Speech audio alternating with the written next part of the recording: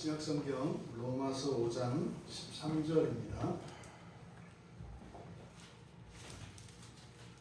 로마서 5장 13절 말씀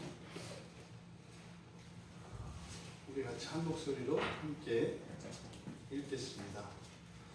죄가 율법이 있기 전에도 세상에 있었으나 율법이 없었을 때에는 죄를 죄로 여기지 아니하였느니라. 아멘. 바로 앞에 12절에서 사도 바울은 사망이 이 땅에 들어온 이유에 대해서 밝히고 있습니다. 그리고 사망이 왜 이 땅에 들어왔느냐. 그래서 사실상 하나님과 하나님의 자녀된 하나님의 백성 사이의 그 화목과 그 기쁨을 깨기 위해서 들어온 것이라는 거죠. 그러면서 사람들이 이 세상을 살아가면서 피할 수 없는 그 죽음, 그 사망, 그것이 모든 사람에게 이르게 된 그 원인은 각자에게 책임이 있다는 것입니다. 그래서 12절의 끝에 모든 사람이 죄를 지었으므로 사망이 모든 사람에게 이르렀다. 그래서 12절 상반절에서는 바로 이 죄가 이 세상에 들어온 목적과 이유를 밝혔고, 그리고 이어서 이 죄의 결과로서 이 죄로 사망으로 결과되어진 이 죄. 근데 이 사망이라고 하는 것이 마치 나와 상관이 없는 우리의 선조인 아담의 죄로 말미암아 내가 마치 그 사망이라고 하는 이것의 피해자가 된 것이냐 오해하지 않도록 한 사람으로 사망이 들어왔지만 각자에게 임하는 그 사망이라고 하는 것은 자기 책임하에 있다라고 하는 것을 분명히 밝혔습니다. 그리고 나서 13절에 바로 12절 하반절 모든 사람이 자기가 지은 죄 때문에 자기 자신에게 사망이 임한 것이다 이렇게 말씀을 하고 나서 바로 그것에 대한 이유를 13절에서 설명하는 겁니다. 그래서 13절은 왜냐하면 이라고 하는 접속사로 연결되어 있습니다. 그래서 12절 하반절의 이유를 13절에서 설명하고 있는 것이죠. 그러니까 13절에 있는 이것은 왜 모든 사람들이 죄를 짓게 되었느냐. 그래서 이 세상에 들어와 있는 그 사망을 왜 자기 자신에게도 미치게 했느냐. 그것에 대해서 지금 13절에서 설명하는 겁니다. 모든 사람이 죄를 지어서 죽게 되었지만 사실은 그거보다 근본적인 원인이 있다는 거죠. 그러니까 우리가 죄를 짓느냐 안 짓느냐 그것에 우리에게 이 사망이 오느냐 안 오느냐가 아니라는 거예요. 그러니까 우리가 종종 신학적으로 논쟁이 되는 부분이 있습니다. 꼭 믿음으로만 구원에 이르냐, 죄를 범하지 않고 의롭게 살면 구원에 이를 수 있지 않느냐. 또 한편으로는 네가 아무리 그렇게 한다 하더라도 네 마음속으로 한 번도 나쁜 생각도 안 할 수 없다. 이런 이제 소모적인 논쟁들을 많이 하는데 바울 사도는 그런 논쟁들이 참으로 무익한 것임을 이야기합니다. 과연 사람이 완전성화에 이를 수 있느냐 없느냐, 또 그렇게 완전성화에 이른다면 그리스도의 공로 없이 구원받을 수 있느냐 없느냐, 이런 것은 굉장히 소모적인 논쟁입니다. 그것이 의미 없다는 것이 아니에요. 근데 바울 사도는 지금 이 문맥에서는 그런 것은 의미 없다. 사실은요, 대승적인 차원에서 죄와 사망의 관계를 지금 거론하고 있는 겁니다. 지금 여기에서는요. 그러니까 율법이 있기 전에 우리들이 일반적으로 죄가 되는 것은 율법이라고 하는 이 기준이 생기고 난 뒤에 불순종, 순종이 결정이 되기 때문에 율법 이후에 죄가 있다라고 하는 죄관을 유대인들은 가지고 있습니다. 그러면 모세의 율법 이전에 이 땅에 이렇게 하나님의 법이 이렇게 성문화되어지기 이전에, 그럼 그때는 죄가 없었던 것이냐? 아니라는 거예요. 아니라는 거예요. 율법이 있기도 전에 있었다는 거예요. 다만 죄를 죄로 여기지 아니하였다. 이게 이제 굉장히 어려운 내용입니다. 죄를 죄로 여기지 아니하였다. 그럼 죄가 아니면 죄가 아닌 거 아니에요? 그런데 죄라고 이야기를 하는 거죠. 지금 바울 사도가 여기서 이야기하는 이 죄라고 하는 이 개념은 율법의 기준에 따라서 말하는 죄, 그리고 또 하나는 죄의 결과로서의 사망, 즉 죄의 효과, 이것을 함께 지금 이야기하고 있습니다. 죄가 율법에 의해서 명시적으로 객관화되기 이전에, 그 이전에도 죄의 효과는 이 세상에 있었다는 거예요. 그러니까 그 이전에도 죽음이 있었고, 그 이전에도 한 사람의 죄로 인한 그 사망이 모든 사람에게 미치고 있었다라고 하는 사실을 여기서 밝히고 있습니다. 여러분들이 원죄와 자범죄에 대해서 뭐 너무나 잘 알죠. 그냥 간단 명료하게 원죄라고 하는 것은 아담이 지은 죄로서 우리가 접근할 수 없는 어떤 죄. 마치 우리가 뭐 불교식으로 이야기하면 개나 소나 말이나 돼지로 태어나지 않고 사람으로 태어난 흔히 말하는 운명이라고 하는 이것을 원죄라고 합니다. 우리가 사람이 아닐 수는 없는 거죠. 이거 우리가 아무리 우리를 바꾸어도 사람이 아닐 수는 없습니다. 이것을 원죄라고 합니다. 단순히 그 아담이 에덴 동산에서 금단의 열매를 따먹은 그 범죄 사실, 그것에 초점을 두는 것이 아니라 이 원죄라고 하는 것은 현재 나의 실존의 절대적인 결핍과 무능력을 이야기하는 거예요. 이것을 원죄라고 합니다.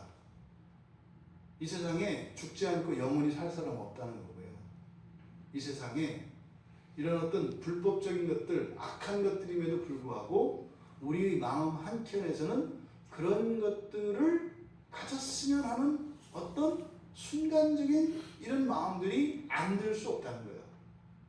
행하고 안 행하기 이전에 우리의 마음이 쏠린다는 거예요.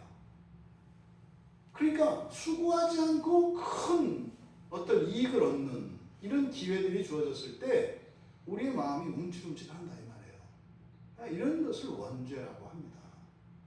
아주 큰 유혹과 아주 큰 시험이 우리 앞에 닥쳐왔을 때 어쩌면 우리는 하나님을 부인하지 않을 수 없다는 것이고요.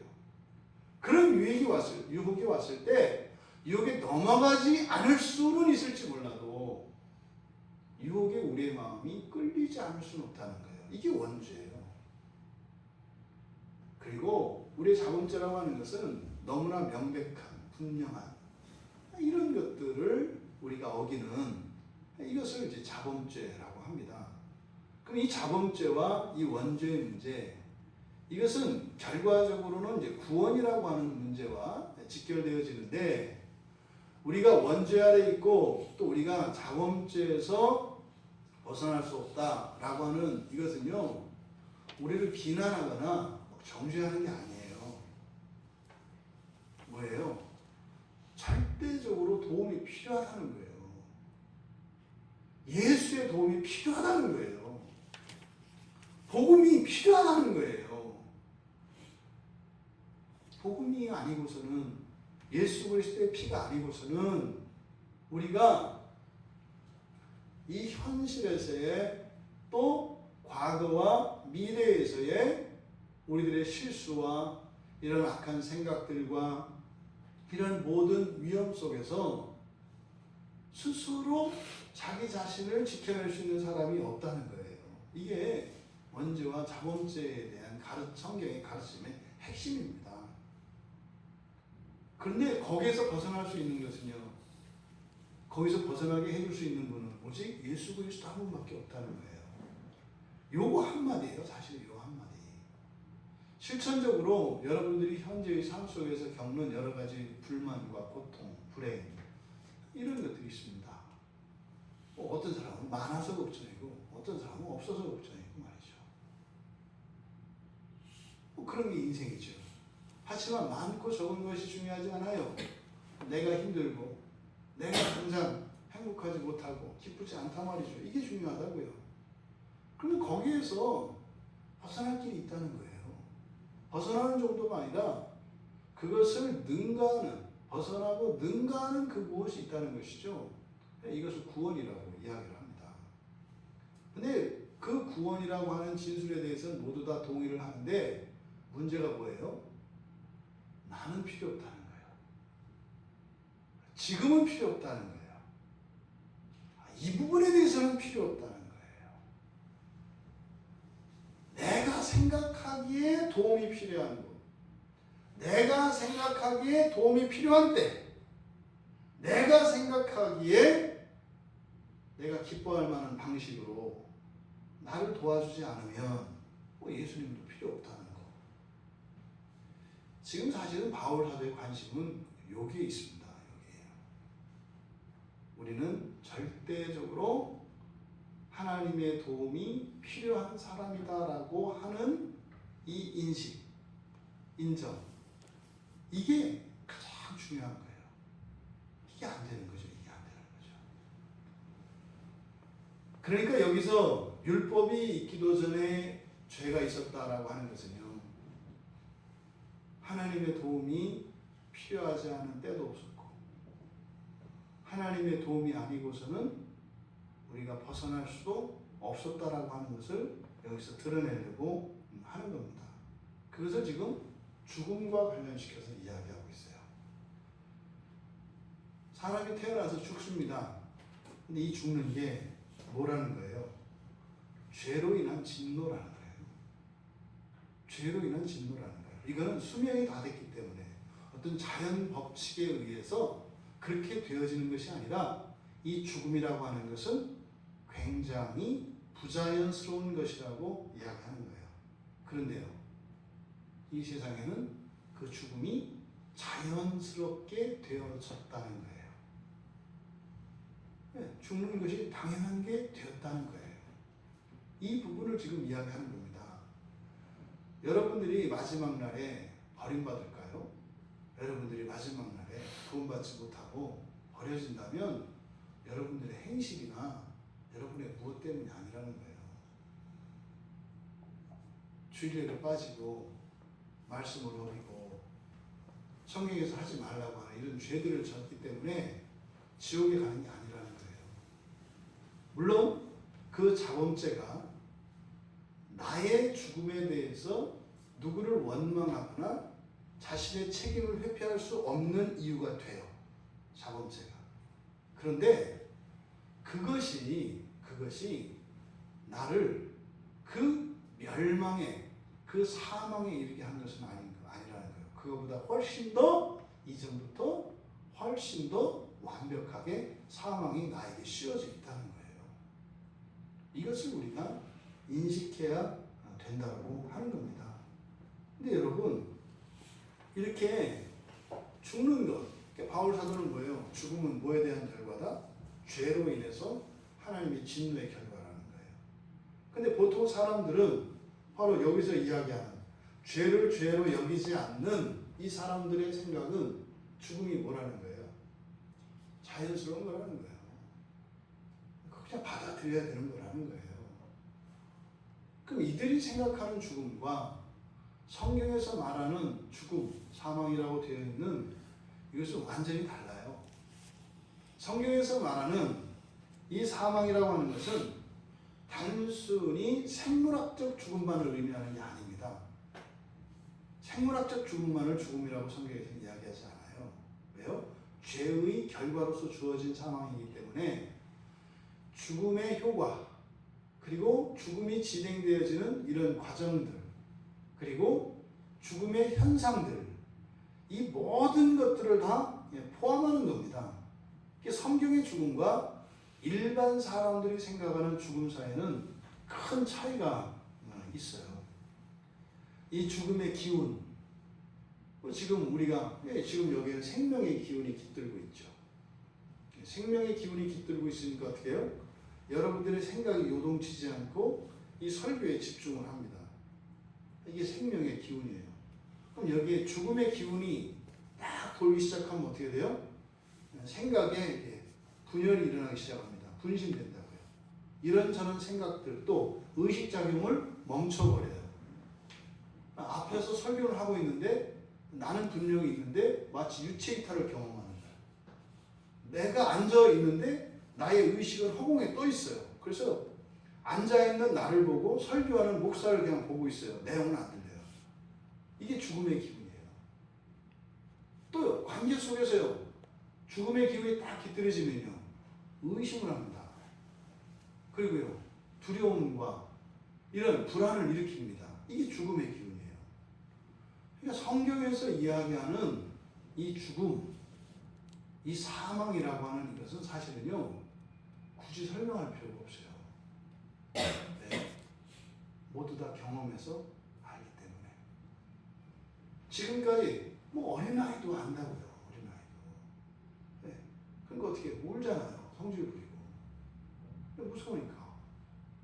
두려우니까. 불편하니까. 그러니까 여기서 성경에서 말하는 이 사망이라고 하는 것은요. 이 세상에 있는 우리가 경험하는 공기와 빛, 모든 공간과 시간 전체를 말하는 거예요. 율법이 있기 이전에 죄를 죄로 알지 못하는 그 죄의 결과로 주어진 사망이 우리가 일반적으로 이해하는 우주 전체라는 거예요. 여기서 어떻게 벗어나겠어요? 우리 안에도 우리 밖에도 더 나아가서 우주 끝까지도 그 죽음으로 사망의 기운으로 완전히 꽉 채우고 있는데 거기서 어떻게 벗어나겠어요? 그러니까 내가 어떤 행실을 해서 죽고 어떤 행실을 해서 살고 이런 것 자체가 굉장히 어리석은 생각이라는 거죠. 그러니까요. 어느 누구도 이 세상에서 구원받을 수 있는 사람은 없어요. 아무도 없어요. 이것은 우리 인생 안에 작은 기쁨과 작은 만족, 행복도 있을 수 없다는 거예요. 그런데 없진 않죠. 있잖아요, 문제는. 이걸 뭐라고 해요? 일반은총이라고 해요. 예수를 믿고 안 믿고 우리의 의지적인 결단과 없이 하나님께서 우리에게 주시는 최소한의 만족과 기쁨과 즐거움들이 있어요. 이것이 하나님께서 이 세상 창조 세계에 주시는 일반 은혜예요. 근데 원래는 그조차도 원래는 뭐한 거다? 없는 거다. 사실은 우리가 이 세상의 생명이 딱 태어났을 때 우리는 어디에 있어야 되는 거예요? 지옥에 있어야 되는 거예요. 지옥이 미래의 일이 아니라 현재의 일이어야 한다고요. 태어나는 순간부터 말이죠. 근데 하나님께서요. 사망으로 가득 차 있는 우주 속에 하나님께서 생명의 기운으로 이 땅에 구원의 길을, 구원의 빛을 비춰주셔서 그 죄 가운데 있는 세상 속에 작은 즐거움과 기쁨, 만족들을 주셔서 살아갈 소망을 갖게 하세요. 그것은 사실은 뭐예요? 참된 생명의 길에 이를 수 있도록 허용하신 최소한의 힘이죠.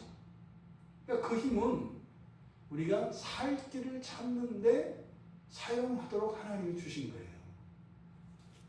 가끔 우리가 자동차를 타고 다니다가 이렇게 방심을 해서 그 기름이 다 떨어지는 경우가 있습니다. 기름이 떨어지는 경우. 그럼 이렇게 전화를 해서 와서 긴급 주의를 해준단 말이죠. 그럼 뭐 이렇게 해주면 그 얼마 못 간다고요. 그 기름을 가지고 맨 처음에 해야 되는 일이 뭐예요? 주유소를 찾아야 돼요. 그러니까 비상주의를 한 것은 주유소까지 갈 수 있도록 그 기름을 준 거거든요. 그러니까 우리들이 이 세상을 살아가면서요. 육체적인 건강이 있고 여러분들의 지성과 또 여러분들의 이런 삶의 이러저러한 능력과 은사 이 모든 것들은 사실 뭐예요? 주유소를 찾아가는 데까지 사용할 수 있도록 하나님께서 베풀어 주신 특별한 은혜예요. 근데 이것은 모든 사람에게 다 주신다고요. 모든 사람에게. 그래서 주유소 갈 힘과 자원이 있다고요. 주유소가 어디예요? 교회죠. 여기는 광야 주유소니까 여기서 기름 안 나오면 큰일 나요. 광야 주유소가 없어요. 다음 주유소는 500km입니다. 이렇게 된다 이 말이에요. 그러니까 우리 인생의 주유소 이 교회죠. 교회. 바로 이 부분을 우리가 놓쳐요. 왜요? 죽음에 대한 이해가 다르기 때문에. 그건 뭐예요? 이 세상이 꼭 그렇게 불행하지만은 않다. 또 꼭 내가 이걸 가지고 꼭 주유소로 갈 건 아니다. 생각보다 많다. 뭐 이런 거죠. 또 이제 그 넣은 기름이 많으냐 적으냐 해서 그 사람의 인생관이 뭐 이렇게 긍정적이냐 뭐 부정적이냐 뭐 이렇게 낙관적이냐 뭐 또 이런 걸 가지고 또 이제 뭐 철학이다. 참 여러분 지금 바울사도의 진술은 딱 하나요. 여러분 당신들 지금 급합니다. 당신들이 지금까지 하는 모든 일들을 멈추세요.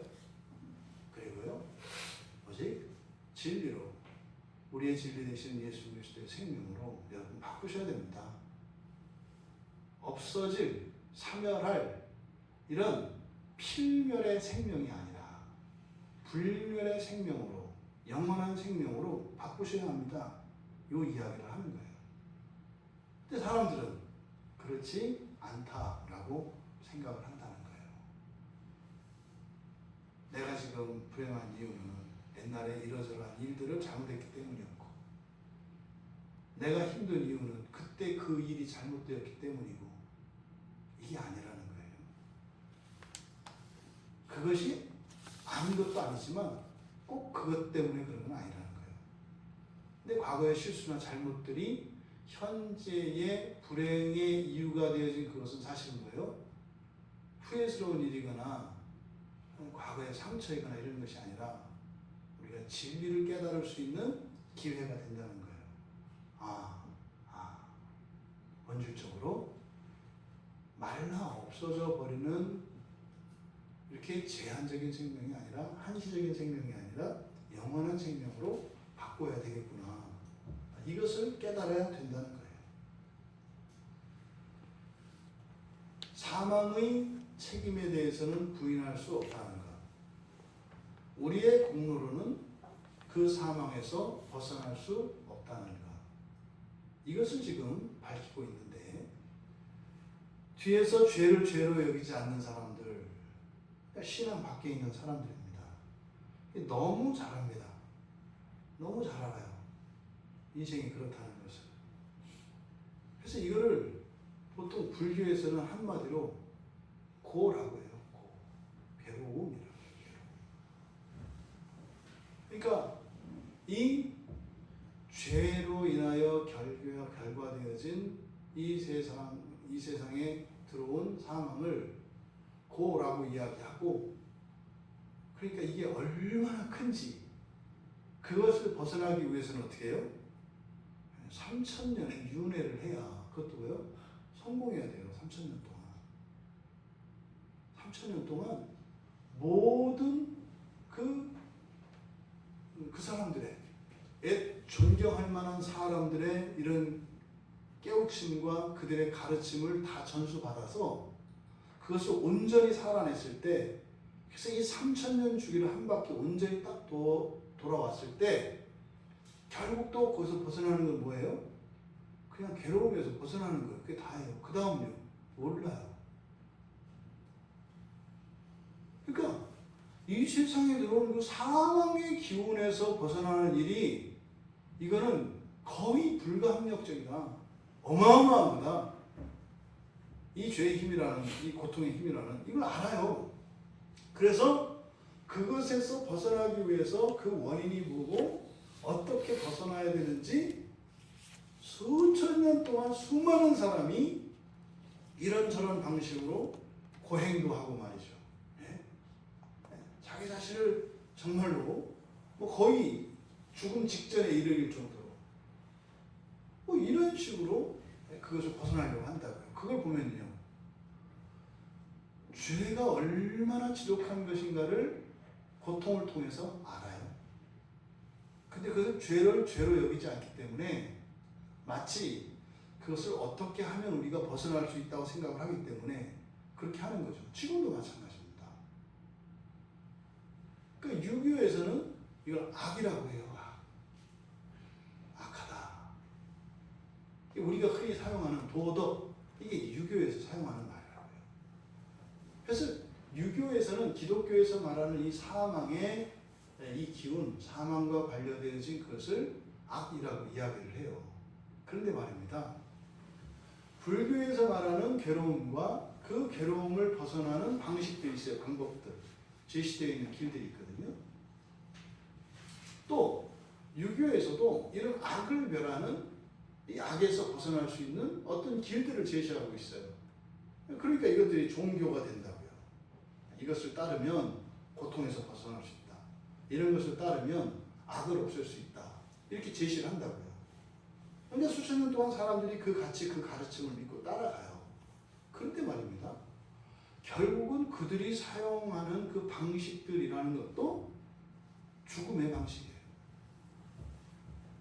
그 대표적인 게 오늘날 우리가 먹는 약 같은 거예요. 이렇게. 이독 제독이죠. 그렇죠? 독은 독으로 제압한다. 그래가지고 어떻게 해요? 그 독을 다스리기 위해서는 더 큰 독을 집어넣는다고요. 그 독은 없었지만 더 큰 독으로 인한 후유증이 생겨요. 그럼 어떻게 해요? 더 큰 독으로. 그게 사람이 자꾸 어떻게 돼요? 독해져요. 독사가 돼요. 독사. 자꾸 독해진다고요. 그게 독하다는 의미는 몸이 망가진다는 거예요. 정신도 망가져요. 세상에 어떤 가르침을 계속 넣으면 넣을수록 어떻게 돼요? 자꾸 망가집니다. 자꾸 망가져요. 그러니까 망가졌으니까 고칠 수 있는 더 많은 게 필요하잖아요. 더 많은 걸 넣어요. 어떻게? 더 망가져요. 근데 망가지는데 안 고칠 수 없잖아요. 근데 또 집어넣어요. 집어넣으니까 되는가 보다 싶은데 더 망가져요. 이거 다 이게 죽음이에요. 결국 끝에는 파멸로 이끄는 겁니다. 그래서 실제로 성경에서 우리에게 가르침과 구원의 도리는 딱 하나예요. 주 예수 그리스도를 믿으라는 거예요. 주 예수 그리스도를 믿으라는 거예요. 근데 이것이 우리들이 받아들이고 그 예수를 그 믿는 일이 결코 녹록지 않아요. 그래서 실제로 예수를 믿는다라고 하는 그런 일들이 다른 종교에서 수행하는 이런 것들의 유사한 방식들로 나타나요. 그것은 아니지만 사실은 진리를 따라 진리이신 예수 그리스도를 따라 구원의 도에 이르게 하는 이 구원의 길, 이 여정이 다른 종교들에서 이 죽음으로부터 벗어나기 위하여 이들이 시험하고 실험을 해서 얻어진 이런 결과들, 이것들이 진리와 무관하지 않다는 거예요. 근데 문제는 오늘날 기독교인들이 예수를 믿는다고 하는 이 간단한 명제적 진리를 그냥 문자적으로 받아들여서 자기 방식으로 이해를 해서 나 예수를 믿어라고 하는 자기 확신과 자기 선언을 말하는 줄 알아요. 제가 어떤 사역자에게 물어봤어요. 이야기를 하는데 너무 고생을 한 거예요. 너무 고생을 했어요. 그러니까 너무 훌륭해요. 완벽해요. 뭐 지금 당장이라도 주를 위해서는 이한몸 불사를 준비가 다 되어 있어요. 근데 이상한 걸 느껴요. 전혀 이분이 행복해 보이지가 않아요. 전혀 기쁨이 없어요. 그래도 이제 뭐 사역하는 그 뭐 이야기를 또 들으면 막 가슴이 뜨거워져요. 그러니까 막 그들의 행복을 위해서, 그들의 구원을 위해서 막 불타올라요. 교회를 위해서, 맡겨진 영혼들을 위해서 막. 그런데 항상 그 사람 자신에게는 그게 없어요. 우리 이 은혜의 원리는 뭐라고 그랬어요? 나를 채우고 넘어가는 거라고 그랬죠. 굉장히 중요한 원리예요. 나를 채우고 넘어가는 거예요. 채우고. 내 안에 없는 그 은혜를 가지고 다른 사람을 천만인을 구원한다 하더라도 그것은 하나님이 기뻐하시는 뜻 아니에요. 하나님이 기뻐하시는 뜻은 뭐예요? 나를 구원하고 해요. 나만이 아니에요. 근데 나를 구원하시는 목적이 뭐예요? 천만인을 구원하시고자 하시는 하나님의 뜻의 시작이에요. 그러니까 내가 예수 그리스도를 믿고 구원에 이르렀을 때, 그 구원을 알았을 때 나는 그때 주님의 마음으로 세상을 바라보게 돼요. 그 이전까지는 나의 문제, 나의 고통의 문제만 가지고 씨름하던 사람이 예수 그리스도를 믿게 되면 희한하게 내 시선이 나에게서 타인들에게로 간다고요. 이게 은혜의 원리예요. 차고 넘치면 눈도 돌려지고 귀도 열리고 말도 바뀌는 거예요. 이게 은혜의 원리예요. 근데 이거를 보니까 뭐 엄청난 열심으로 이렇게 이제 하는, 그러니까 그냥 안 되겠더라고요. 말을 돌리니까 이분이 인정을 안 해요. 그냥 대놓고 물어서 대놓고. 그 명색이 사역자한테. 예수 믿고 지금까지 한 번이라도 행복한 적 있으세요? 그랬더니 멍해요. 그랬더니 이런 질문을 내가 행복하다는 질문에 당혹감을 감출 수가 없대요. 어쨌든 대답을 좀 해달라고. 그들이 그래요. 그런 생각을 해본 적이 없대요. 여러분, 세상 사람들도요, 교회 밖에 있는 사람들도요, 이 사망의 기운이 얼마나 지독한 것인가를 알아요. 이것을 악하다고 하고 이것을 괴롭다고 하는데 이것은 반드시 벗어나야 한다는 걸 안다니까요. 근데 문제는 교회 안에 있는 사람들이 그 필요를 못 느껴요. 이게 뭔 일일까요? 난 좋은데, 난 괜찮은데. 죄를 죄로 여기지 않기 때문입니다. 심지어 우리가 예수를 믿고 난 이후에도요, 죄를 죄로 여기지 않을 수 있어요. 이 정도면 살만하다. 평균하니까 60점이다. 그런데요, 세상 사람들도 괴로움에서 벗어나지 못한다고 이야기한다니까요. 불교에 있는 사람들은. 어떤 분은 그랬대요. 그러니까 아버지가 아주 독실한 크리스찬이셨는데, 자, 어렸을 때부터 항상 무슨 일이 항상 이제 불러 앉힌대요. 그리고 나서 잘못한 거를 얘기하신대요. 이거 잘못했고 저거 잘못했고. 그리고 그거를 노트에 기록을 한대요. 이렇게 몇 년 몇 월 며칠 네가 뭐 했고 이거를 기록한대요. 그래서 금고에다가 놓는데요. 때가 되면 한 번씩 그걸 꺼내는 거예요. 계속. 그래서 거기다가 계속 그 금고 속에는 나의 죄의 목록이 거기 있어요. 내 죄의 목록이. 그래가지고 계속 하라. 그러니까 어떻게 해요? 아버지 앞에서는 꼼짝을 못해요. 내 전과가 거기에 이렇게 딱 들어가 있으니까. 이게 지금 기독교인 가정에서 일어나는 얘기 하는 거예요. 그러니까요, 소원이 집에서 벗어나는 거예요. 아버지에게서 벗어나는 거예요. 근데 문제는 말입니다. 그 아버지가 돌아가시고 난 뒤에도 이 사람의 영혼은 그 금고 안에 갇혀있게 돼요.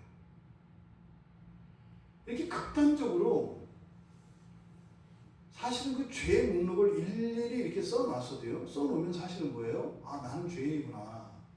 나는 무지무지 괴로운 사람이구나. 나는 무지무지 약한 사람이구나. 그럼 뭐 해야 돼요? 어쩌라고, 이게 아니라 나는 구원이 필요하구나. 나는 구원이 필요하구나. 아, 나는 예수가 필요하구나. 그 아버지가 그런 의도로 하셨다고 뭐 하셨을 수도 있죠. 내가 뭐 안 만나봤으니까. 중요한 것은 어떤 의도로 했냐가 아니에요. 누군가가 나의 잘못과 이런 것을 이렇게 이야기한다 하더라도 새삼스러운 거 아니다 이 말이에요. 중요한 것은 뭐예요? 그런 것들, 이런 사망의 기운이 나에게 느껴질 때 우리는 그 즉시 무엇을 해야 돼요? 그리스도를 바라봐야 합니다.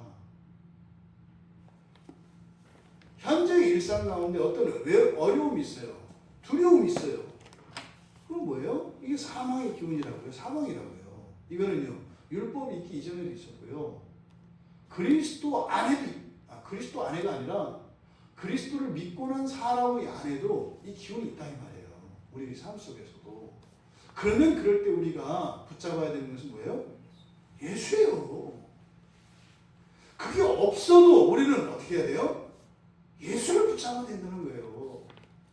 있어도 붙잡아야 되고 없어도 붙잡아야 되고. 근데 없을 때는 사실 붙잡기가 어렵다고요.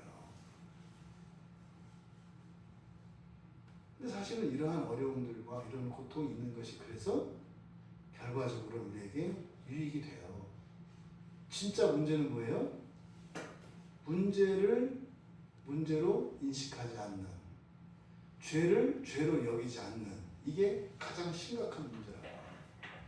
죄를 죄로 여기지 않는. 바울 사도께서 지금 각 사람에게 사망이 들어온 이유에 대해서 철저한 자기 책임과 또 그 자기 책임이라고 하는 그것이 그 자범죄라고 하는 이 부분에 있어서 자유해진다 하더라도 사망에서 벗어날 수 없는 것이다 라고 하는 것을 지금 이야기를 합니다. 여러분, 우리가 예수를 믿음으로 구원에 이릅니다. 다른 일은 없습니다. 그런데 불교에서는, 유교에서는 그들이 그런 괴로움과 악에서 벗어나기 위해서 우리가 불교를 알 필요도 없고 유교를 알 필요도 없어요. 진짜 마음은 돼요. 굳이 이것저것 알아서 알고 야 이게 더 낫구나 이런 의미가 없거든요. 그러니까 이 진리는 다른 것보다 더 나은 것이 아니라 다른 것이 가지고 있는 좋은 모든 것을 다 포함하되 그것들은 다다를 수 없는 더 좋은 것이 있는 게 진리고 복음이에요. 그러니까 복음을 알면 다 아는 거예요. 근데 이게 문제는 그게 쉽게 받아들여지지 않아요. 쓴맛 단맛을 좀 봐야 그렇게 하면서 우리가 알아가는 거죠. 그래서 잠깐 그냥 불교라고 얘기하기도 그렇고 유교라고 얘기하기도 그렇지만 아주 그냥 수가 거달기 싫고 그 사람들은 그렇게 이 인생의 그런 괴로움으로부터 이런 악으로부터 벗어나기 위해서 어떤 식으로 어떻게 살고 있는가. 그래서 우리가 잠깐 살펴보면 이 사람들이 우리는 죄라고 인식하는, 그들은 단순한 고통과 악이라고 생각하는, 그것을 얼마나 진지하고 심각하게 생각하는지, 그리고 그것을 극복하는 일이 거의 불가능에 가까울 정도로 방법을 제시하고는 있지만 거의 불가능에 가까운 것이라고 하는 기본적인 인식을 가지고 탄식하고 있다는 것을 우리가 알기를 원하는 거예요. 왜요? 이유 없는 우리들의 평안한 마음이 좀 깨지기를 바라는 거죠. 그래서 조금만 좀 한번 살펴보려고 합니다. 불교에서 가지고 있는 가장 기본적인 이해. 그래서 보통 불교에서 중요한 그 개념이 있어요. 고집멸도라는 말이에요. 야, 너 고집 세구나. 이게 불교의 용어예요. 고집멸도. 이 고집이라고 하는 것이 인생, 이 고집멸도라고 하는 네 글자가 인생의 모든 비밀을 푸는 핵심이에요. 고집멸도가. 인생은 뭐다? 고다라는 거예요. 근데 이 고는 어디에서 온다? 집에서 온다는 거예요. 집착에서. 여기는 여러 가지 우리의 욕망과 이런 모든 것들이 들어갑니다. 근데 어떻게 해요? 이 고집이라고 하는 고통과 고통의 원인이 되어지는 이런 집착이 있는데 그것들은 어떻게 할 수 있다는 거예요? 멸할 수 있다는 거예요. 이게 멸이에요. 고집멸. 그리고 도는 어떻게 멸하느냐? 구체적인 방법이 있다는 거예요. 고집멸도.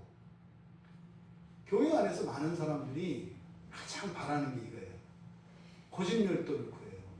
그래서 어떻게 하라고요? 이거 잘하잖아요. 어떻게 하라고요? 뭐 어떻게 하라고요?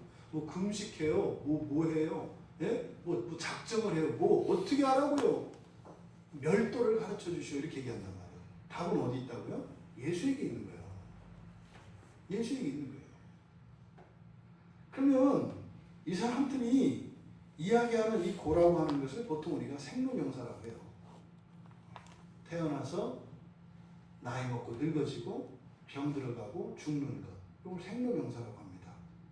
요게 이제 불교식으로 기독교에서 이야기하는 이런 죽음의 기운들, 죽음의 효과들, 이것을 생로병사라고 하는 네 글자로 또 이렇게 압축해서 이야기를 합니다. 이 말에는 여러분들이 지금 살면서 겪었던 모든 불편과 그리고 마음속에서 일어났던 불안과 이 모든 것들을 포함하는 거예요. 그걸 생로병사라고 해요.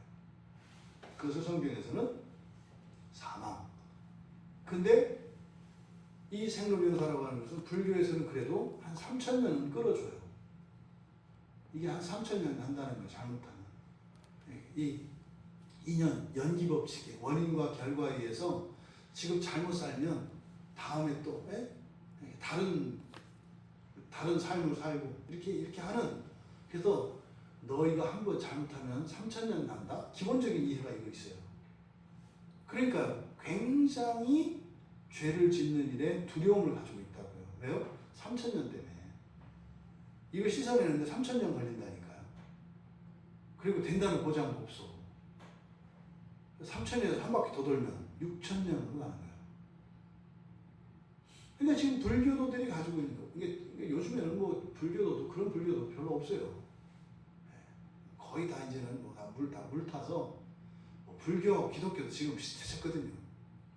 뭐 교인이나 절인이나 뭐 이렇게 큰 차이가 안 나요. 다. 근데 어쨌든 불교에서 가지고 있는 기본적인 그런 이해, 이런 괴로움이라고 하는 것이 엄청나다라고 하는 그게 있어요. 근데 그 원인이 뭐라고요? 우리 흔히 말하는 이제 그 집착인데, 집착에는 욕망이 포함되어 있어요. 욕망. 그렇잖아요.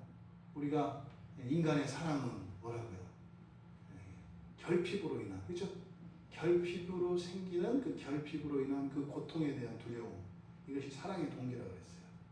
누구를 우리가 자식을 사랑한다 할 때 우리들이 사랑하는 방식들을 봐보세요.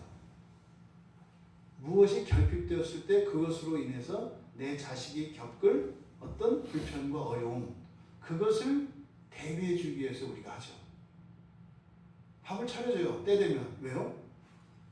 밥을 안 주면 승질을 내서 내가 괴로울 것 때문에.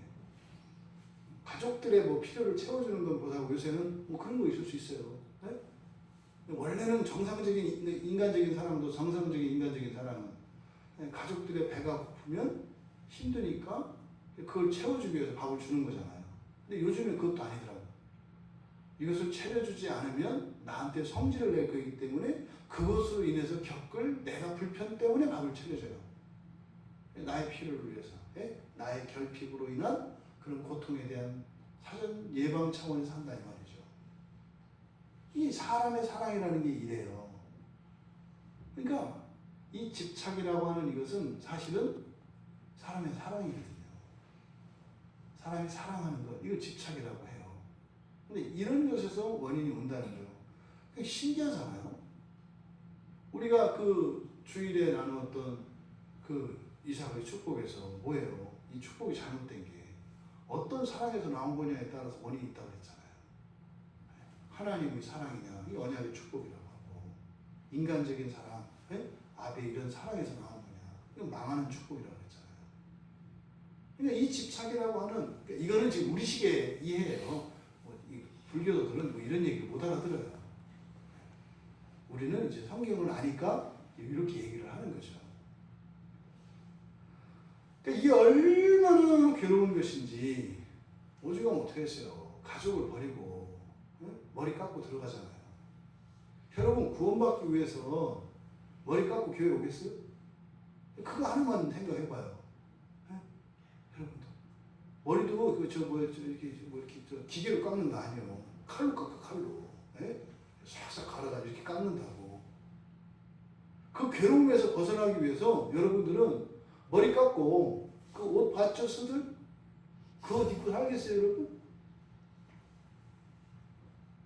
그럴 바에는 나를 죽여라 뭐 이러지 않겠어요? 더더군다나 요즘 뭐 젊은 사람 만들고 여성들 생각해보세요. 여러분 머리를 밀고 구원을 주겠다고 하면 여러분 심각하게 고민해 봐야 되지 않겠어요?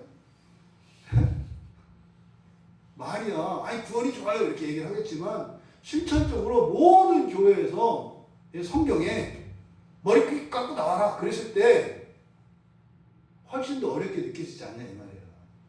예수를 믿고 살아가는 이것보다 머리를 밀고 나오시고 이랬을 때 그러면 거기서 머리 깎고 있는 사람도 우리가 똑같은 성정을 가진 사람들이에요. 근데 그래서 하잖아요. 왜요? 괴로움을 인식하는 이 감각이 굉장히 이 사람들이 발달한 거죠. 근데 이거에 대한 두려움이 엄청 많은 거예요. 그러면 어떻게 이것을 멸하고 그래서 어떻게 벗어나느냐? 이게 신기하다니까요. 이게 한번 봐도 이 사람들이 성경을 보고 몰래 갖다 넣는 것 같아요. 거기에 보면 사람에게 이런 고를 일으키는 원인으로서 이제 집착이라고 이야기했거든요. 거기 보면 이제 그런 집착 가운데 가장 핵심이 되는 요소, 요거를 이제 삼독이라고 하더라고요. 삼독, 굉장히 나쁜 거. 탐진치 이렇게 얘기해요. 탐진치. 탐욕망이겠잖아요. 탐내는 거.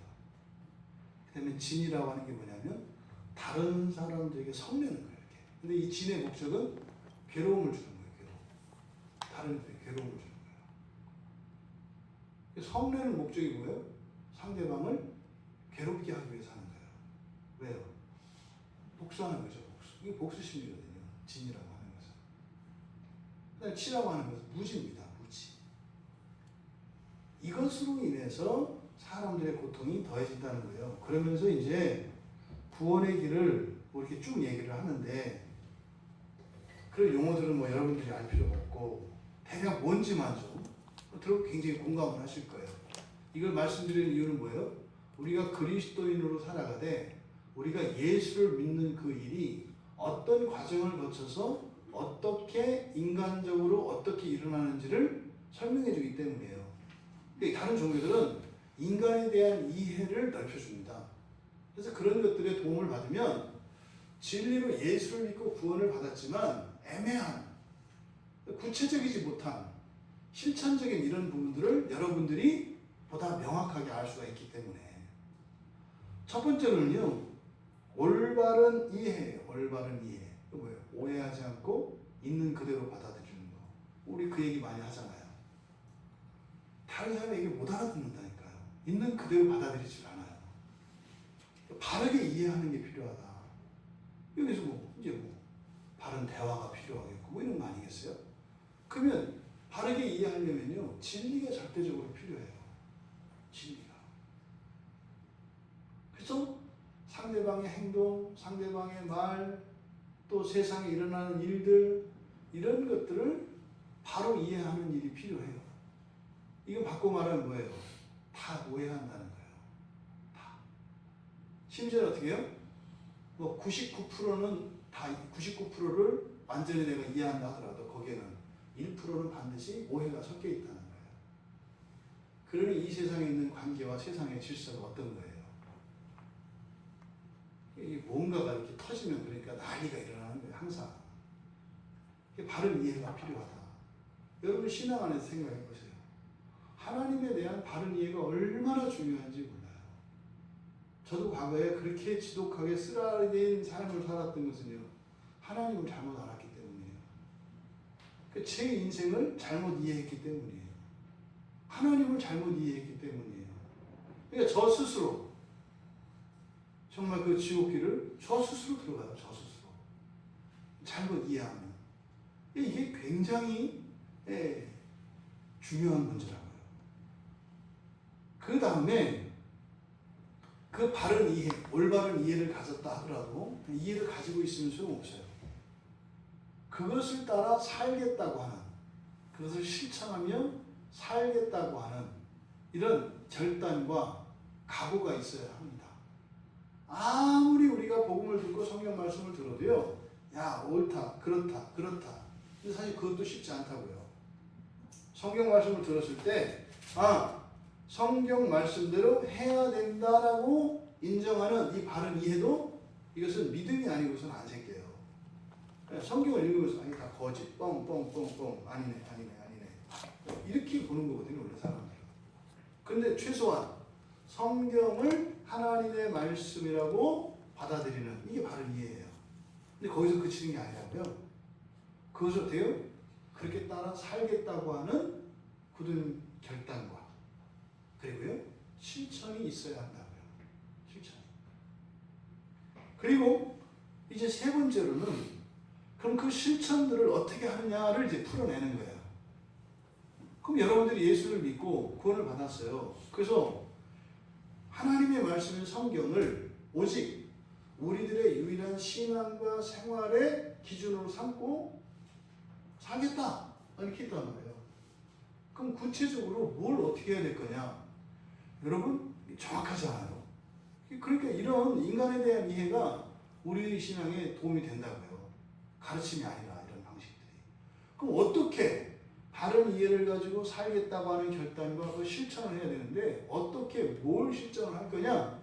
첫 번째가 말이에요. 말. 바른 말을 하라는 거예요. 바른 말. 바른 말.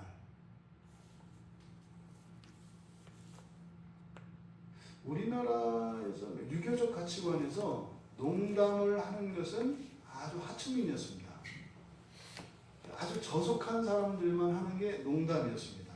몇십 년 전까지만 거슬러 올라가도 못 배운 사람들 그리고 무례한 사람들 이런 하층민들이 하는 게 농담이었어요. 농담은 뭐예요? 쓸데없는 말이거든요. 안 해도 되는 말이에요. 다만 뭐예요? 재미를 주죠. 재미를 위해서 하는 거예요. 말은 그렇게 가벼운 것이 아니거든요. 말은 힘이 있거든요. 그래서 바른 말을 하는 것이 실천의 첫 번째입니다. 의미 없는 말 하지 않는 거예요.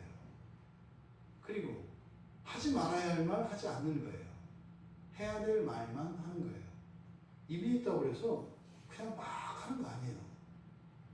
왜요? 말이 안 없어진다고 그랬죠? 이건 과학적인 얘기예요. 말은 안 없어진대요. 대기권 안에, 지구의 대기권 안에 이 세상에 살았던 모든 사람들의 말이 이 안에 떠돌아 다닌대요. 지금 그거 연구하고 있다니까요. 그 주님 오시기 전에 우리가 어쩌면 예수님의 육성을 친히 듣게 될지도 몰라요. 뭐 그렇게 해도 뭐 믿거나 말거나 또 이렇게 되겠죠. 근데 과학적으로는 그게 가능하대요. 우리가 했던 모든 말들이 이렇게 있대요. 안 나가고 대기권 안에 이렇게 머물러 있대요. 그러니까요. 흔히 말해서 마지막 날에 하나님께서 우리의 말만이 아니라 하나님 뭐까지 하신다고요? 생각까지. 그 생각도 또 안 없어진다네요. 생각도 말도 행동도 하나도 안 없어진대요. 과학적으로도 증명된다니까요. 그러니까 하나님이 따지시는 거예요. 여러분 생각해 보십시오. 우리가 하는 말을 가지고요. 어마어마한 일을 할 수 있어요. 그죠?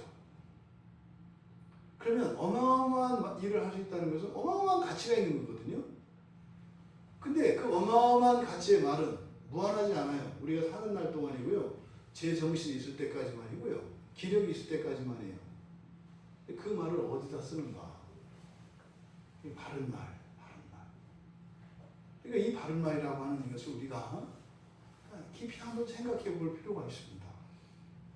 또 특히 요즘 청소년들 보세요. 욕 아니에요. 다 비속어들 아니에요. 그렇죠? 은어 비속어. 또 요즘에 엄청 말 줄이기에 그냥 말 막 줄이잖아요. 그거는 영어나 이런 알파벳 쓰는 사람들이나 말 줄이는 거예요. 우리나라 사람들은 말 줄일 필요가 없어요. 말 줄이면 안 돼요. 왜? 알파벳은 의미가 없어요. 그 ABC를 욕이라고 해놓고 ABC 하면 욕 되는 거고요. BCD는 축복이라고 하면 축복이 되는 거고 그런 거예요. 이 알파벳이라고 하는 문자는 이제 영어를 쓰는 사람들은. 근데 우리나라 말은 사실 한글을 사용을 합니다. 그래서 이렇게 소리를 나타내긴 하지만 근데 우리의 언어책에는 이런 소리를 나타내는 표현 문자를 쓰긴 쓰지만 우리의 언어책에는 한자의 영향을 받아요. 그래서 의미가 있다고요. 그래서 글자 하나하나에 의미가 있어요. 그러니까 한자에 그러니까 표의 문자인 한자와 표의 문자인 한글이 섞여 있어요. 우리나라 사람들은. 그래서 우리나라 사람들은 이거 말을 막 줄이면 안 돼요. 그러면요, 우리 정신세계가 뭐 흐려진다니까요. 뭐 이런 얘기 해봐야 잘 되겠죠. 이런 얘기를 해야 잘 되겠죠. 바른 말을 해야 돼요. 바른 말. 이게 불교도들이 지금 이렇게 하는 건데, 그 다음에 그런 실천의 그 다음에 행동입니다. 바른 행동. 바른 행동. 그러니까 우리의 말과 언행일치 뭐 이렇게 이야기하잖아요. 그래서 우리의 몸가짐이나 우리는 행실이나 이런 것들을 조심해야 되는 거예요. 왜요? 우리의 생각이, 우리 내면에 있는 가치들이 겉으로 드러나는 말과 행동을 통해서 다른 사람들에게 영향을 끼칩니다. 그리고 그렇게 전달이 됩니다. 내가 아무리 아니라 해도 내 행동이 그러면 상대방은 두려움을 느낀다고요. 그 다음이 바른 생활인데 바른 일입니다. 바른 직업. 직업에 대해서도 이야기해요. 그래서 아무 일이나 하면 안 된다. 바른 일을 해야 된다. 바른 직업을 가져야 된다. 그 다음이 마음을 개발하는 거예요. 바른 마음을 갖도록. 바른 마음을 갖도록 개발하고. 그리고 일곱 번째가 바르게 깨어있는 것인데 참 재밌어요.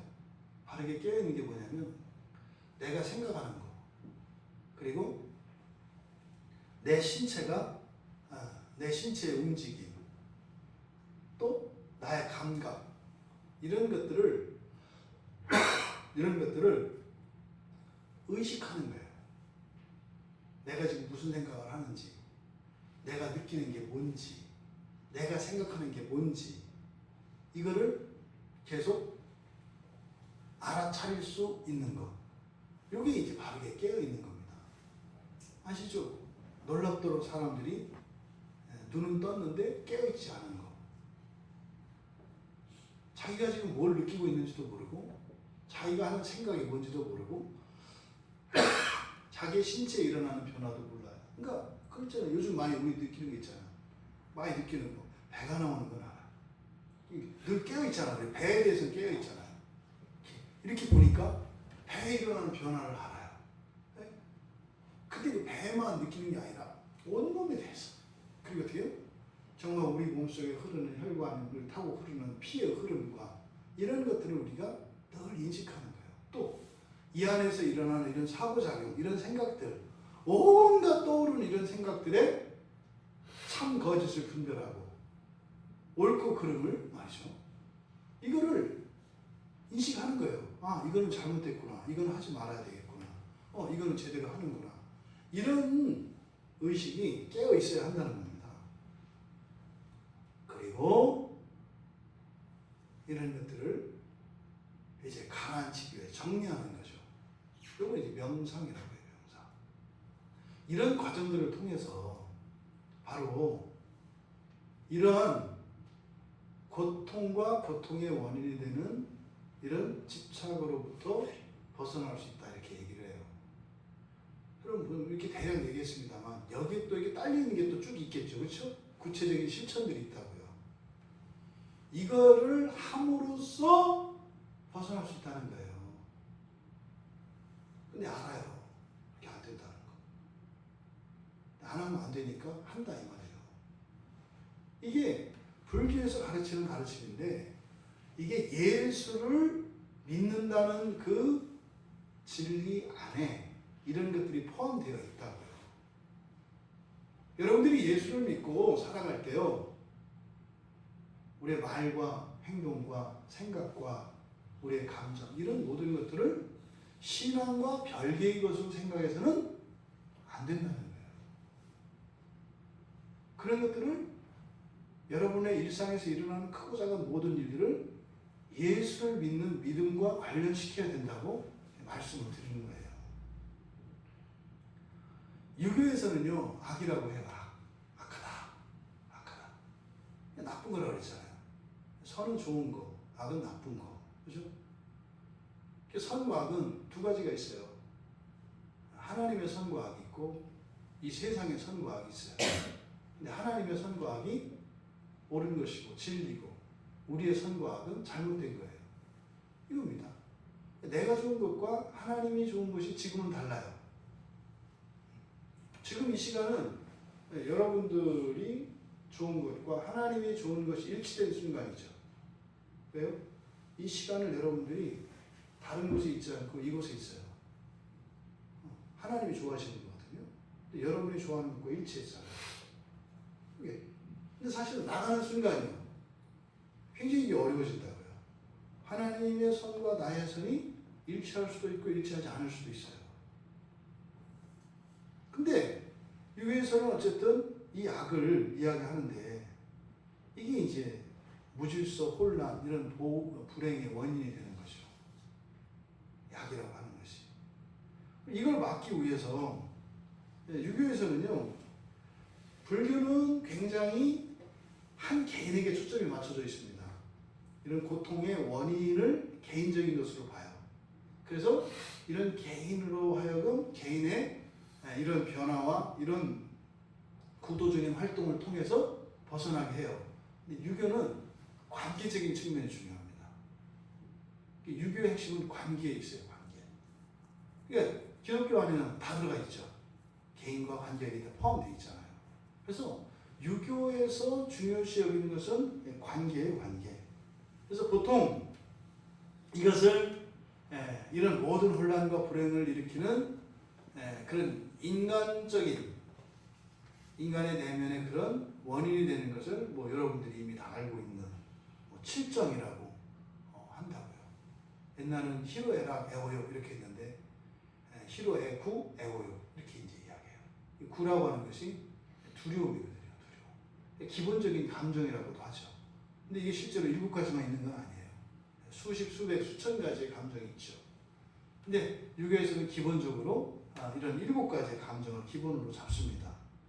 근데 각 개인에게 일어나는 이런 감정의 변화들과 무질서 혼란, 이것들이 서로 조화를 이루어야 되는데 이게 사회관계 속에서도 이런 무질서와 충돌을 막 일으킨다는 거예요. 그러면요, 악하게 돼요. 그래서 이런 것들을 사단으로 다스립니다. 사단으로. 인의예지라고 하는 사단으로 다스려요. 여러분들이 예수를 믿고요, 복음 안에서 살아가거든요. 근데 여러분들 안에 있는 감정들을 다스리셔야 돼요. 우리의 가족과 우리의 가정과 우리의 교회, 여러분들이 속해 있는 이런 공동체 안에 일어나는 이러한 7가지를 능가하는, 하지만 유교식으로 이야기하면 이런 7가지의 이런 감정들의 충돌과 왜곡과 부풀려지는 이런 것들을 막아야 돼요. 그래야 이걸 안정을 시킨다는 거예요. 근데 그들에게는 능력이 없어요. 근데 여러분에게 있어요. 여러분에게는. 그럼 이 사단, 인의예지. 그럼 인의예지가 뭐냐? 보통 인을 우리가 사랑이라고 해요. 자비 이렇게 얘기하거든요. 어지린, 자비, 기독교의 사랑과 많이 비슷한 개념입니다. 여러분 한번 점의해 보세요. 사랑이 뭘까요? 명확하게. 사랑이 뭘까요? 그럼 여러분 스스로 대답하기 쉽지 않아요. 그죠? 사랑이라. 근데요, 그래서 명확하게 그 맹자라는 사람이 이야기했다고요. 그를 측은지심이라고 해요. 사랑은 뭐라고요? 측은하게 여기는 거라고요. 측은하게. 되게 명료하지 않아요? 이해가 확 되지 않으세요? 사랑이 뭐예요? 여러분이 누군가를 사랑한다면 그 사랑을 어떻게 여긴다? 측은하게 여기는 거예요. 측은하게 여기면 어떻게 해요? 실수나 잘못이나 허물을 나무라지 않아요. 쩌쩌쩌 하는 거거든요. 이게 사랑이에요. 이게 사랑. 실제로 누구를 측인히 여기는 이게 이제 성경에서는 긍휼과 자비를 나타난다고요. 다른 사람에 대해서 이 애간장이 녹는 거죠. 이게 긍휼이라고 했잖아요. 실천하는 것, 이게 자비라고요. 그럼 측은히 여기는 마음, 그러니까 이미 유교에서도요, 이 모든 관계의 키는 사랑이라는 걸 알아요. 이게 경험적으로 한 거예요, 경험적으로. 근데 사실은 이게 뭔지 잘 몰라요. 이 사랑은 이렇게 되는 것도 아니고. 사랑이라는 이름으로 서로 죽이잖아요. 그렇죠? 어떤 왕을 사랑하냐에 따라서 막 이런 일이 일어나잖아요. 그 다음에 의입니다. 의라고 하는 것은요, 의로운 게 뭘까요? 의로운 거. 유교에서는 그걸 수치로 얘기합니다. 수치와 불명예를 아는 거예요. 의롭다고 하는 것은 수치와 부끄러움을 하는 거예요. 의로운 사람은 부끄러움을 합니다. 그러니까 명예를 존중하고 말이죠. 인격을 존중하고 말이죠. 이게 의로움이에요. 그러니까 부끄러운 일을 서슴지 않아요. 이런 것을 불의하다 한다고요. 불의하다. 그러니까 뭐 염치도 없고, 뭐 이런 수치를 모르는, 이걸 수호지심이라고요. 수호지심. 부끄러움을 하는 거예요. 부끄러움. 그 다음에 예는 뭐겠어요? 예. 있는 예에서 예라고 하는 것은 사양지심 그래요. 사양할 줄 아는 거예요. 사양할 줄 아는 거예요. 이게 이제 물론 우리나라의 큰 폐단이 되게 돼요.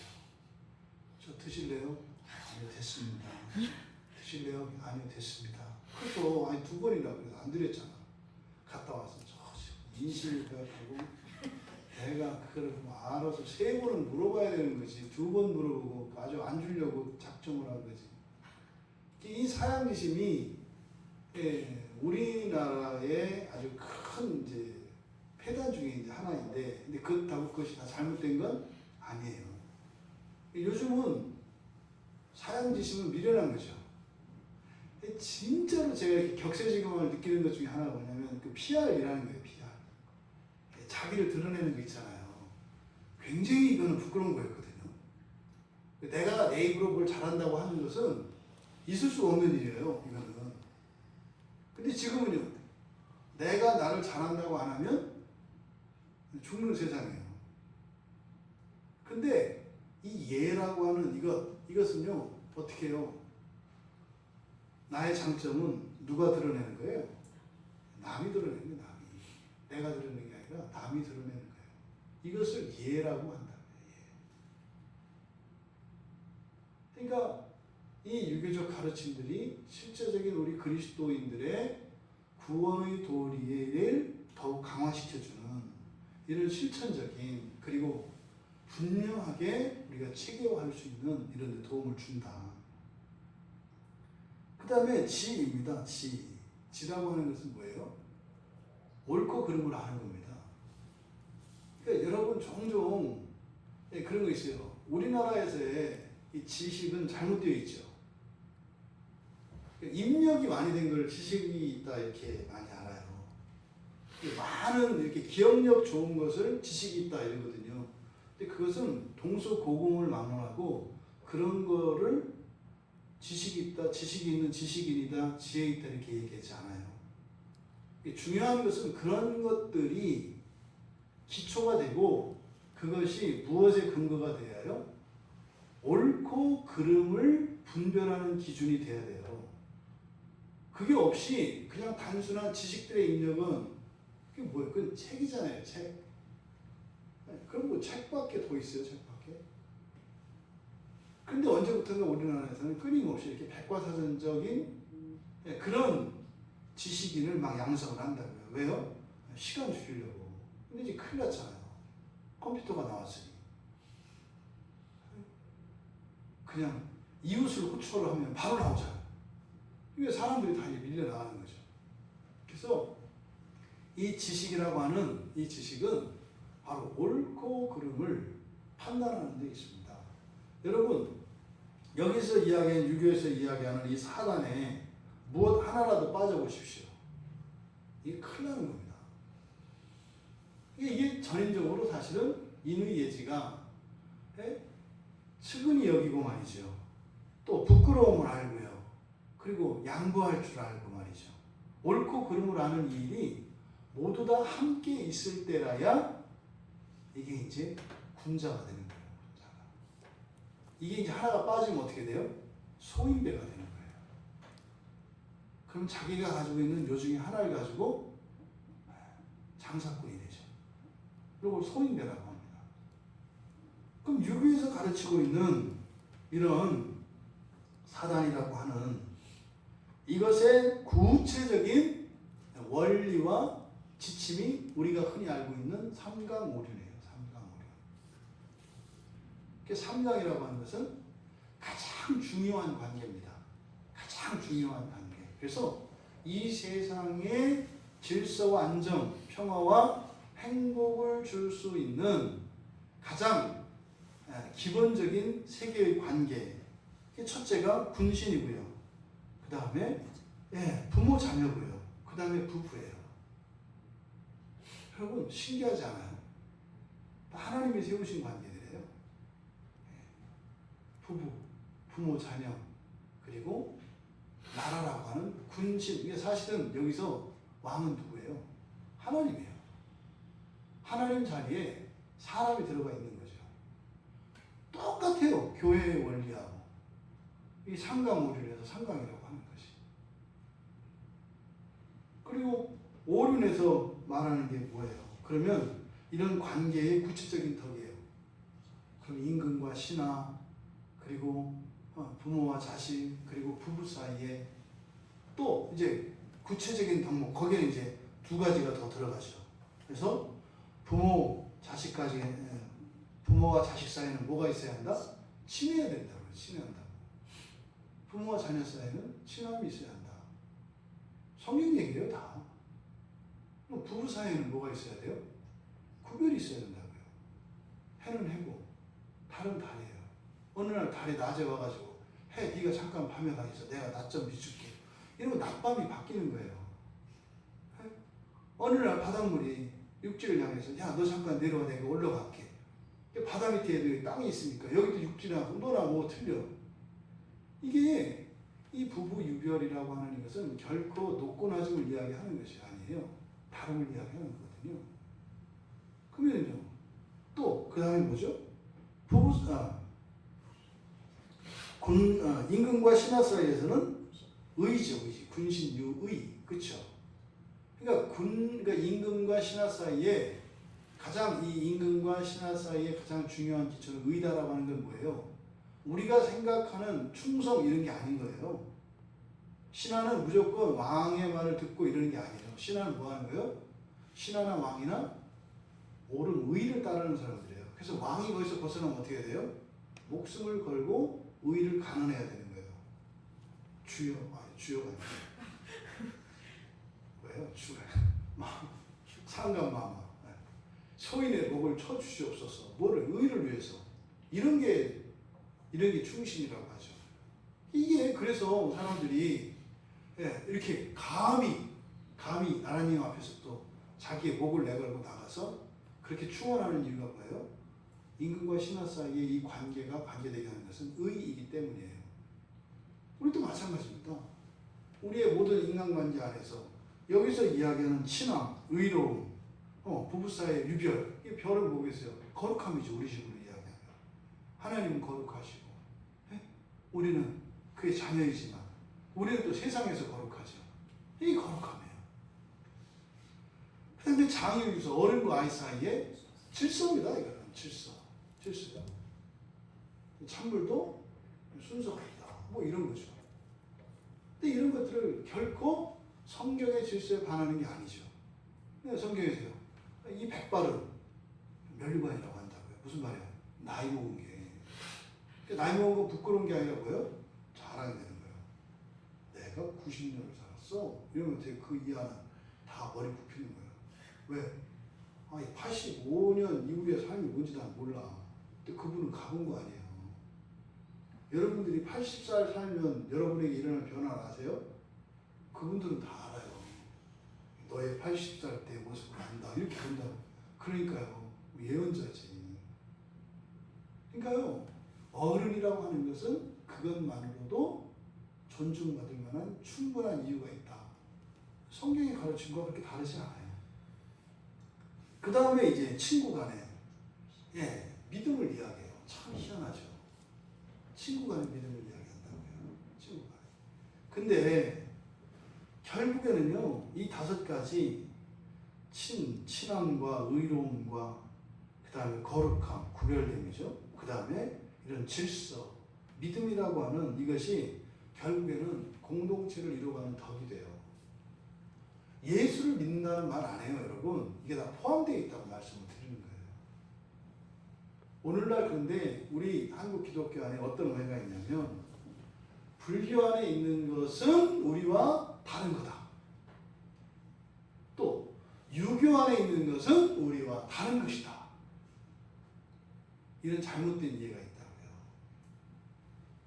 구원이라는 것은, 그리고 우리가 가지고 있는 이 복음이라고 하는 것은 이 세상에 존재했던 모든 현자들의 뛰어난 그런 깨우침과 모든 종교들이 가지고 있었던 이러한 어떤 각성들을 다 포함하고 있어요.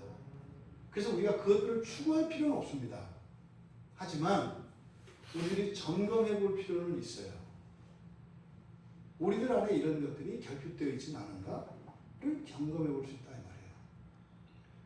유교에서 이야기하는 이런 사단 칠정이나 또 불교에서 이야기하는 그런 고통에서 벗어나는 8가지 이런 구원의 길들이나 이런 것들은 이미 예수 그리스도를 믿는 복음 안에 있는 이들에게 이미 우리가 이것을 막 훈련해서 쌓는 것이 아니라 이것이 은혜로 이미 우리에게 주어져 있습니다. 그러니까요, 우리는 그런 것들을 개발하고 훈련하는 것이 아니라 우리에게 이미 주어진 그것들을 어떻게 해야 된다는 거예요? 꺼내어서 활용하고 살아가야 한다는 거예요. 그래서 우리가 사망 아래 살아가고 있고 그 사망에서 구원에 이른 그리스도인들로서 참다운 이러한 구원의 유익과 효과들을 누리며 행복하게 살아간다 할 때 이런 실천과 이러한 그런 깨달음들이 우리의 삶 속에 우리의 내면에 있어야 한다는 거예요. 제가 절대 여러분 이렇게 하십시오 라고 이야기하는 게 아닙니다. 여러분들이 이런 게 없다면 잘못됐다는 것을 깨달으시라는 거예요. 아, 내가 생각하는 그 나의 신앙에 뭔가가 심각한 오류와 결함이 있구나, 결핍이 있구나, 이것을 깨달으시라는 거예요. 그래서 바로 그 부분을 우리가 주님께 은혜를 구하며 채워야죠. 그러면 흔히 말하는 불교에서 말하는 부처, 유교에서 말하는 성인 군자, 또 세상에서 말하는 천인, 이 모든 것들을 다 합치면 뭐가 돼요? 그리스도인 되는 거예요. 이 그리스도인이라는 이름이 너무 크기 때문에 이렇게 지역적인 이런 다른 종교들과 학문에서 추구하는 그들의 최고의 가치들을 좀 잠깐 우리가 이렇게 한번 이렇게 맛을 살짝 봄으로써 우리 안에 있는, 하지만 우리가 놓치고 있는 이런 참된 이런 구원의 도리들을 회복할 수 있는 기회가 되었으면 좋겠습니다. 여러분, 죄로 인하여 하나님의 진노가 이 땅에, 그리고 우리의 행실과 분명히 우리 책임하에 우리에게 주어졌지만 그것을 능가하는 그런 사망이 우리 안에 있습니다. 그것은 심지어 예수를 믿고 살아가는 우리의 실존에도 분명히 있다고 하는 사실입니다. 우리가 정말 깨어서 그 구원의 도리를 추구하며 살아가지 않는다면 현재 이 삶 속에서는 여러분들이 누릴 수 없을 것입니다. 무슨 말이에요? 우리는 구원을 받았지만 여전히 우리 현실의 삶 속에서는 이런 진노 아래 살아가게 된다는 거예요. 고통을 피할 수 없다는 거예요. 악의 아래 살아가게 된다는 것이에요. 이러한 세세한 이런 덕목들을 통해서 정말 예수님께서 십자가에서 여러분들에게 주시고 하셨던 그 완전한 그 구원의 빛깔들, 그 능력들이 보다 실제적으로 구체적으로 여러분 모두에게 임하기를 주님의 이름으로 축원합니다. 말씀을 생각하며 잠시 기도합니다. 어쩌면 쓸데없는 이야기일 수도 있어요. 웬 목사가 무슨 불교에서 하는 얘기, 유교에서 하는 이야기를 할 필요가 있을까? 근데 그것은 결단코 불교나 유교의 어떤 뭐 탁월함이나 이런 것을 이야기하는 것이 아니라 그것들을 능가하는 복음 안에 있는 참된 구원의 도리를 우리가 알기 위하여 그 도움을 받은 것입니다. 하지만 이 모든 것들은 성경 안에 있는 것이죠. 여러분에게 예수가 가져다 준 구원이 어떻습니까? 여러분의 인생을 얼마나 밝게 비추고 얼마나 그 세밀한 것까지 구원의 그 복음이 들어와 있습니까? 한번 점검해보고 하나님 꽉 찬 구원이 되게 해주십시오. 저희 내면과 일상뿐만 아니라 제가 맺고 있는 모든 관계 속에 또 저의 현재와 과거와 미래의 모든 시간과 공간 속에 예수 그리스도의 그 복음으로 그림자 없는 그 복음의 빛으로 채워주십시오. 우리 같이 잠시 기도하겠습니다.